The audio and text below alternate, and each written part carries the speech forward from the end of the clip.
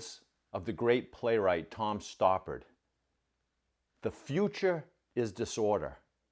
A door like this has cracked open 5 or 6 times since we got up on our hind legs. It's the best possible time to be alive, when almost everything you thought you knew is wrong." We began our journey with an outrageous premise. What if everything someone thought about himself and his life was wrong?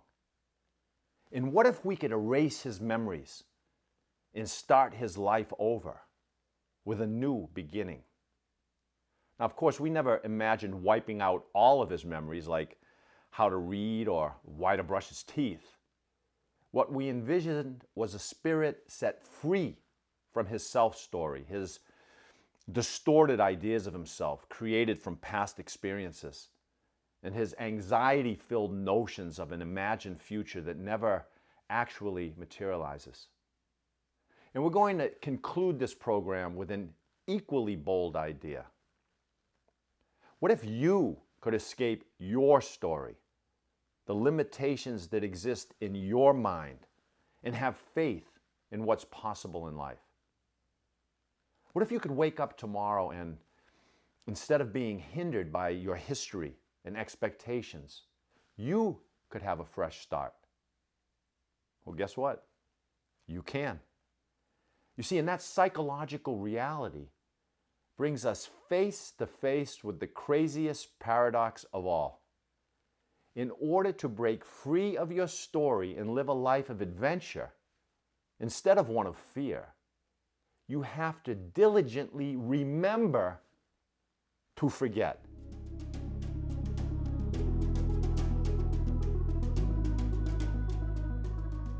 Interestingly, the ancient term for mindfulness literally means to remember. You see, you have to remember every single day that you've been conditioned to be someone else and to feel perpetual discontent in order to keep you in that role. You have to remember that you've been hypnotized to feel, think, say, and be a certain way so that you can forget those teachings and do, say, and be who you really are. To play off of Bueller's words as he and his friends set off on their day of adventure in the classic movie Ferris Bueller's Day Off, the question isn't, what are we going to do? The question is, what aren't we going to do? Look, and what you aren't going to do is let your director lead you around by your feelings. You are not going to let Coleridge make you feel inadequate, fearful, guilty, cynical, angry, and every other trick in his playbook to move you, to submit, to stay in your role and conform to your crazy script. Sure, Coleridge has your best interests at heart, if by best you mean least likely to cause you any immediate discomfort.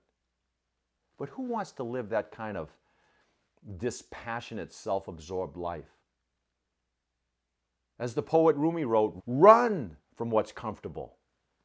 Coleridge is like the overprotective mother in the movie A Christmas Story, who on a frigid school morning bundles up her young son so tightly in so much winter clothing that he literally can't move his arms.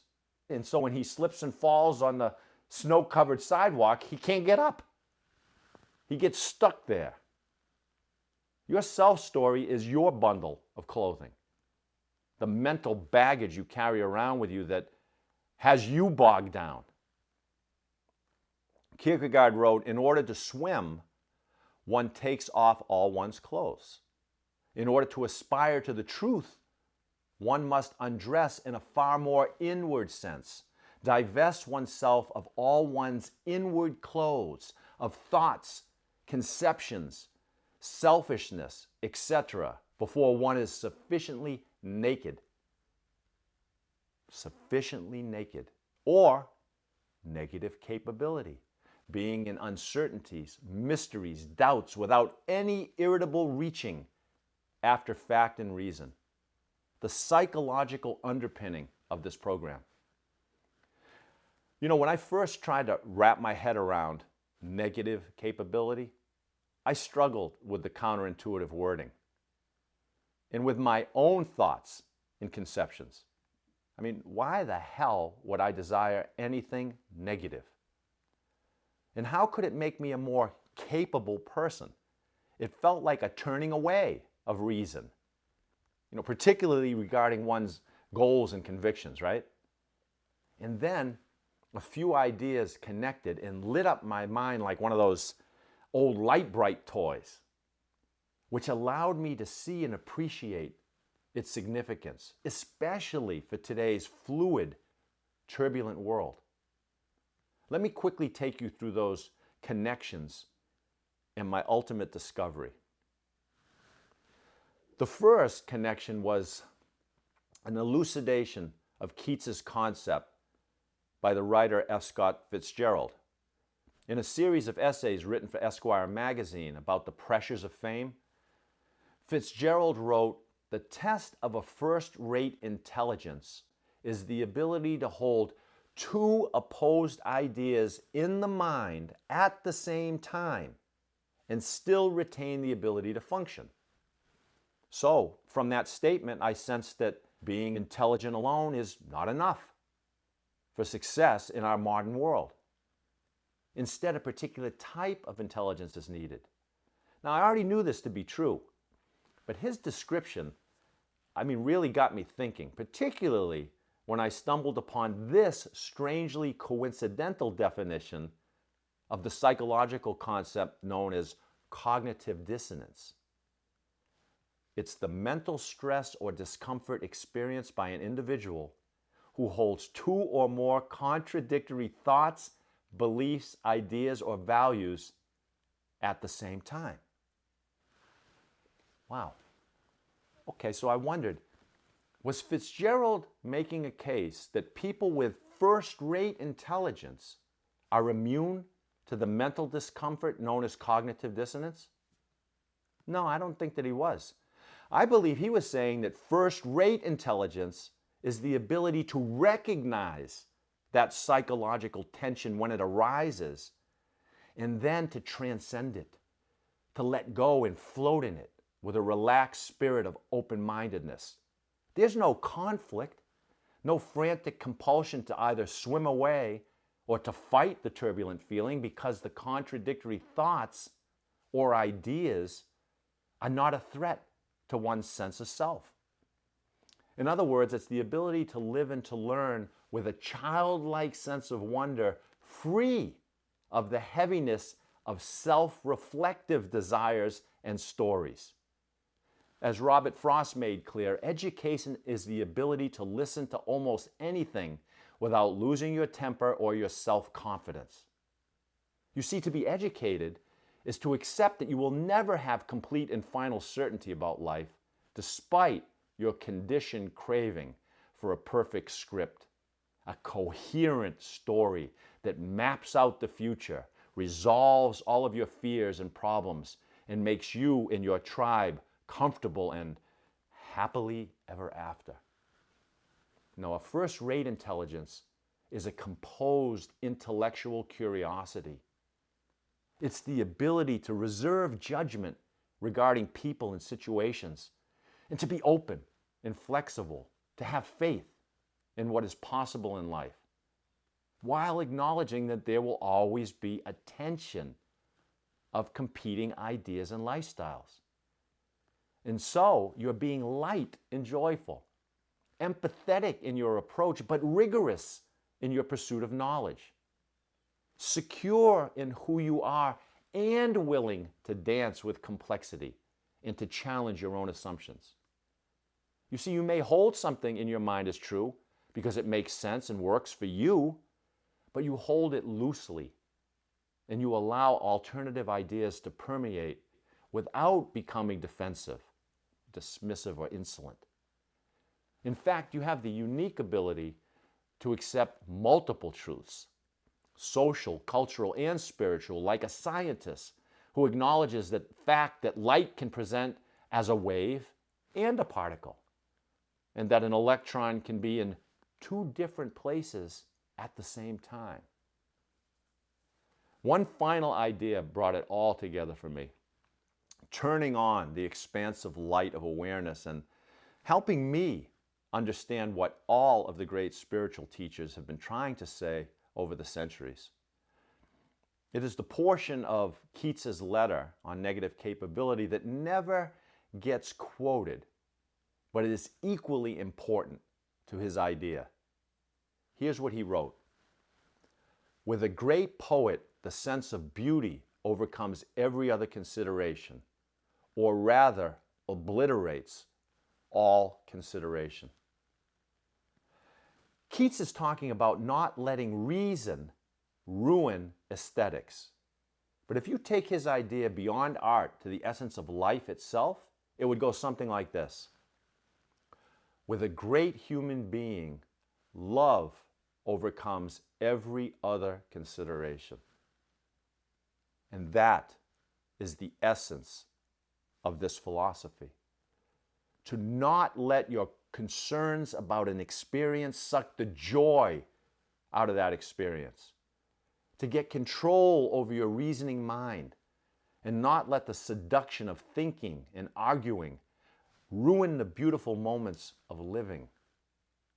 Because after all, each moment is the only place your life can happen. If you miss the moments, you miss your life.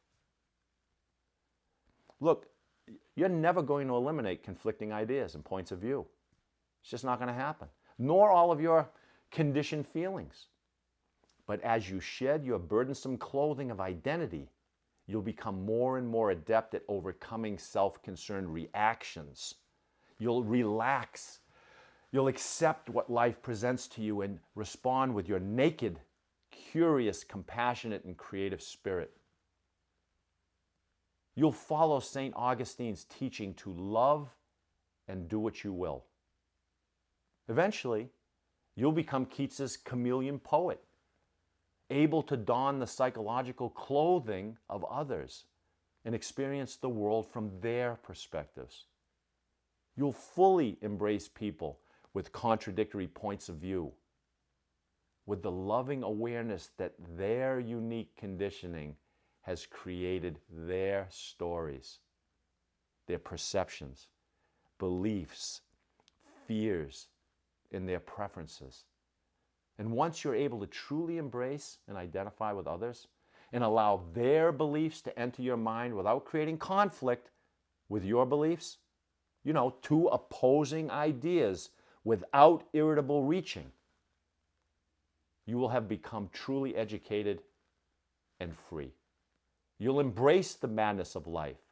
You'll be pulled by excitement and pushed by uncertainty at the same time. You'll be fully in touch with who you really are and secure in knowing how to gift that essence to the world. And this can be your new reality if you remember. If you remember that the mind is one hell of a trip and that your life and your happiness is your responsibility, no one else's. Changing things in here, in your mind, changes things out there in the world. In the sci-fi movie, The Matrix, the main character, Neo, played by Keanu Reeves, is offered a choice. A red pill to help him escape the Matrix, right? The unseen digital simulation that he calls life, or a blue pill, which would allow him to stay in that comfortable, illusory world. So his mysterious guide, Morpheus, puts it to him this way. You take the blue pill, the story ends. You wake up in your bed and believe whatever you want to believe. I thought about that. I want you to stop and really think about that for a moment.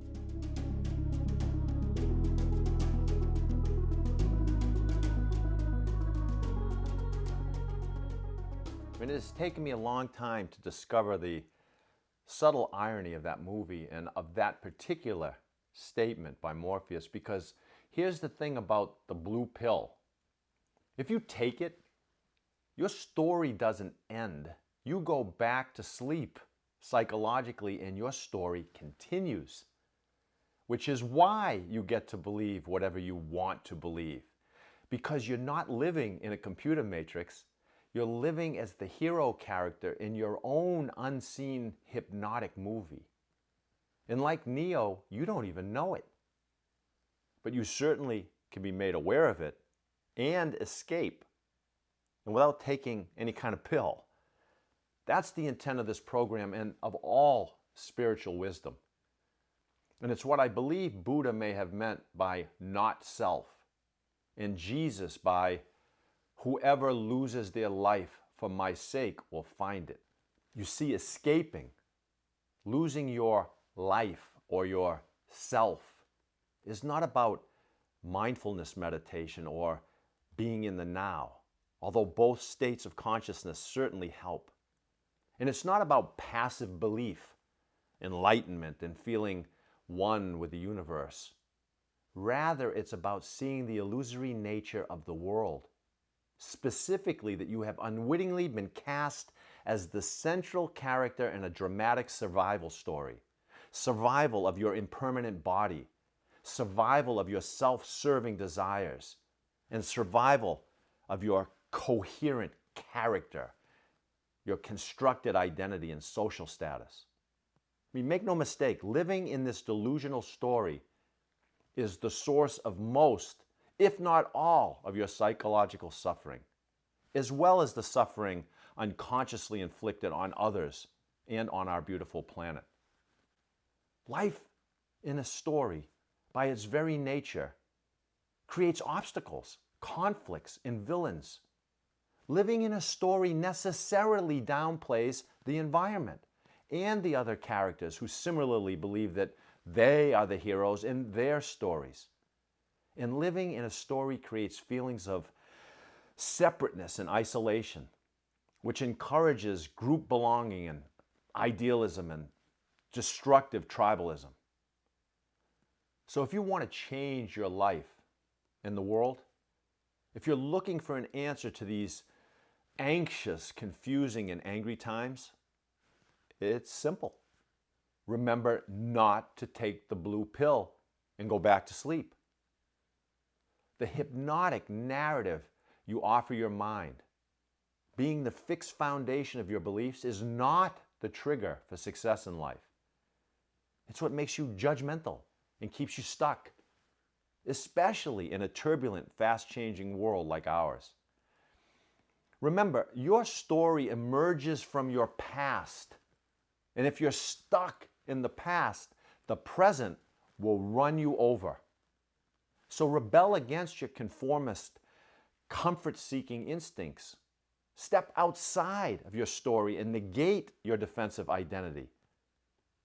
It's the greatest intellectual, creative, and moral leap you can make. I'll say it again. And it just might help secure the salvation of our magnificent planet. And remember, as Charles Dickens pointed out, there is a wisdom of the head and a wisdom of the heart. You have two teachers inside of you that motivate and inform you. One is truth, and the other is fear. Keats's truth inspires possibility and connection. Coleridge's fearful focus is on survival and separateness. You alone get to choose which voice to follow, which mental model of the world works best for your intentions. And that decision will lead you to either an exciting, inspired life or a scripted, tedious existence. You obviously know which direction I would advise you to choose. But please don't misunderstand me. See, I think the world needs more rational thinking and heart right now. But the heart must lead.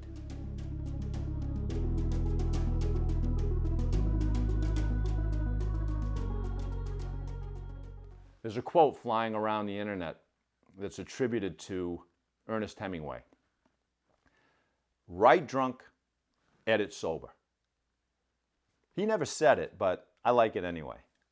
It implies that we need to call upon both Keats and Coleridge, feeling and thinking, inspiration and discipline, when creating our lives and our work. It's a balancing act, but one led by your values and your innermost truth. So ask yourself, what if I were to get drunk on the beauty and excitement of the world instead of being under the intoxicating influence of my editing thoughts? What if I make Coleridge my servant, teach him to work with me, and only summons him when I really need him? See, that's what this philosophy is all about. Conviction, then action. Magic, then logic.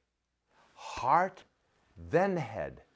If you can pull it off and allow your inner voice to lead you, right drunk, your life will be an exciting and soulful journey. And you must remember that comfort is a complete illusion. It's a fantasy that imagines freedom from pain and suffering if only you conform to your script and avoid change. See, what most people fail to realize, it typically, until it's very late in the game, is that change is going to happen to you, whether you like it or not. G.K. Chesterton wrote, "If you leave a thing alone, you leave it to a torrent of change. If you leave a white post alone, it will soon be a black post. If you particularly want it to be white, you must be always painting it again. That is, you must be always having a revolution." Do you see, without intervention, without progressive change, without revolution, everything in your work and your life will get worse. I'm not kidding you. Your body will degrade, your relationships will fizzle, your job will disappear, and your ideas will become obsolete.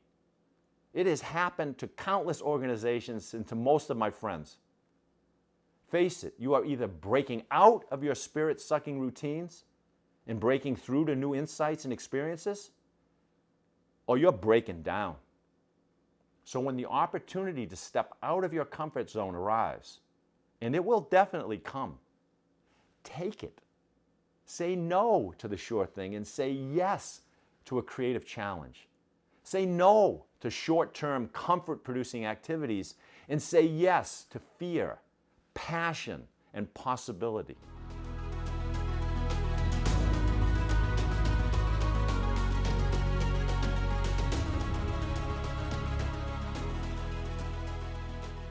And please remember, you will die.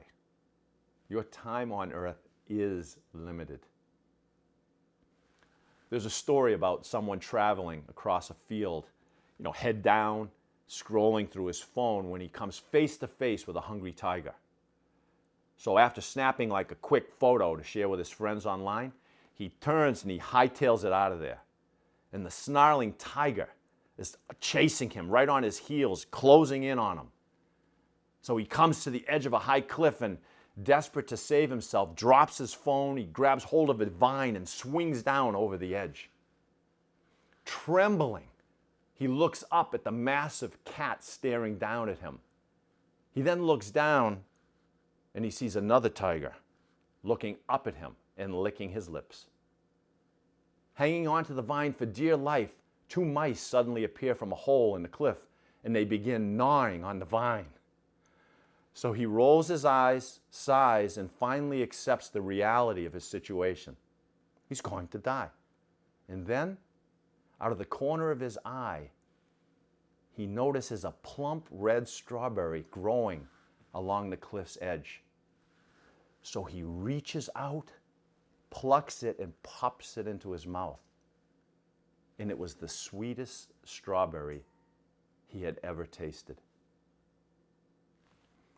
Look, like all stories, that one has been told with various nuances and interpretations, and none with cell phones that I know of. But to me, it represents one of the greatest paradoxes of all. When you're stuck between a rock and a hard place in life, you have to use the rock to break through the hard place. You have to use your mind to escape your mind and free yourself to enjoy the beauty that life presents to you in each moment. Death is inevitable, and the mice are chewing away. There is nothing you can do to escape that reality. You know, it's funny, I wanted to open one of my books with memento mori, remember that you must die, but my publisher didn't like it. They, they didn't think it was positive enough. So they convinced me to change it to carpe diem. You know, Professor Keating's credo in Dead Poets Society. Seize the day, boys. Make your lives extraordinary. And since then, I've often wondered, why should anyone seize the day? Why pluck the day as it is ripe? Why not do what most people do and simply suck it up and patiently wait for better times?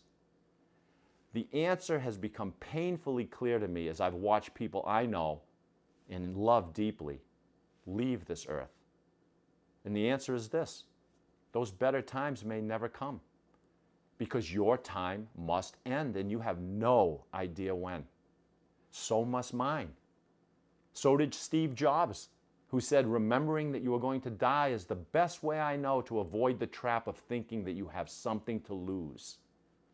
Yet we seem to remember everything but that reality. We remember the emails we have to answer. We remember the bills we need to pay. We remember that our car needs an oil change. We remember because we take comfort in those predictable and manageable activities. We remember because we don't want to lose anything. We remember because we want to avoid unhappiness. Look, avoiding unhappiness, that's not the road to happiness. It's the road to monotony and mediocrity. And while we unthinkingly attend to it, our life suffers. We forget. We forget that we're not here to manage affairs, to unthinkingly fit in, play small, and feel secure. We're here to stand up and to stand out, to create a scene. It's a self-healing acceptance of our uniqueness and a soulful lesson to others. And it's the essential gift, the true legacy that we provide to our children. I mean, a real life account of how to live decisively and with full intensity. So remember that you and every person you see will soon be dead. Remember so that you live mindfully. Remember so that you live with heightened awareness. Remember so that you don't shrink from being fully alive. And finally, please remember, life is evolving, ever changing. And since you are life, you are changing and you are never finished. I remember years ago, my aunt traveled from the south to visit my family. And as we neared my home, her eyes became large. She was amazed at the brilliant color of autumn in New England. And later that day, I decided to take a walk and find her some leaves, like vibrant, pristine ones that she could press and take home. So I headed down a well-worn path in the nearby woods, one overflowing with recently fallen leaves. As I walked along, attentively searching for the perfect leaf, all I could see was like decay and various shades of brown. I mean, I was dumbfounded. In an area overflowing with foliage, I couldn't find one worthy leaf. But after about 10 minutes of looking, something strange, I mean really strange, occurred. The forest floor started popping with Crayola color, burnt orange, brick red, lemon yellow, and the leaves seemed to be rising airily from the ground, as if I were wearing 3D glasses. I mean, it was an extraordinarily rousing and educational experience. Because what happened was my old eyes suddenly became new again as my brain adjusted to its new environment and to its childlike instructions. The English biologist John Lubbock wrote, "What we see depends mainly on what we look for." See, where you are and what you attend to conditions what you see. If you look for beauty, truth, and love, you'll find it. If you look for facts, reasons, and shortcomings, you'll find them. If you want to see new, you have to experience new. Now, it may take time for your old eyes to adjust to a new world. So I'd revise Lubbock's words slightly and say that we eventually see what we look for. So stay focused and be patient. If you're looking with the right intentions and you're looking in the right places, the answers will appear. I saw what I was looking for, and the spontaneous decision to let go and write a screenplay provided the answers I needed to escape my mind and free myself. But I still had to kill my darlings. I mean, that's the advice William Faulkner, among others, imparted to aspiring writers. To cut any aspect of their work that doesn't serve to further it as a whole, even if those elements are precious, self-indulgent ones. You see, there is no arriving. I continue to struggle to put these concepts into practice. But as you will discover, there is nothing more liberating or satisfying. Because when you finally find the courage to embrace life's paradoxes and choose your own journey, life will find a way to embrace you right back. So let go of the comfort of certainty. Cut the constraining cords of conformity. Kill your darling self-story. The unsettling void of not knowing is the womb of discovery and the birth of all full, intense, and meaningful lives. Embrace the paradox. Stay calm and be Keats. Rage, rage against the dying of the light, and go gentle into that good night. You are not a character in a story defined by an imaginary past. You are the universe's way of playing, creating scenes and experiencing the amazing rush of being alive. Start the journey. Let go and let the universe have its way with you. It will change your life.